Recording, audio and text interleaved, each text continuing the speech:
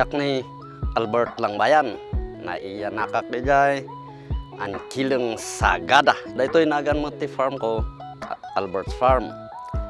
Di location na daytoy, umay kayo dito'y ambasing, basta bimanda kayo dito'y pabalugan.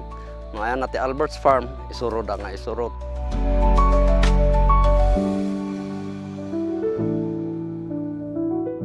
Agporosmet, nohan mo nga habhabulan ti oras mo nga agporos, agusar ka ti pruning shear.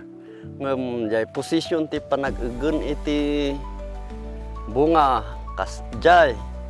Tahaan nga imbis nga orange ti pinuros mo, jay gomot mo kit din tinaporos. So nga kasjay, umaadayo di jay, ima ijay asidag ti pagkartiban.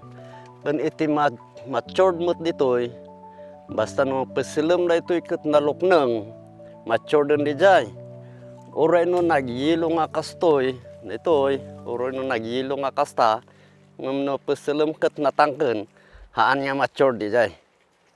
Iso nga masapul nga amin nga purusan kat masapul nga pisel-piselen no naluknang.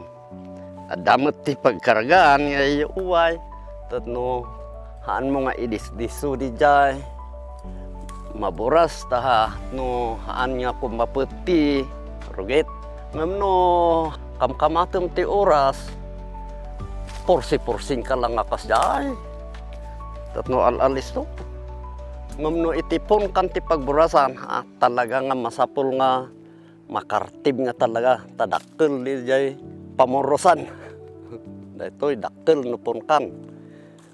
Daytoy ti hamlin.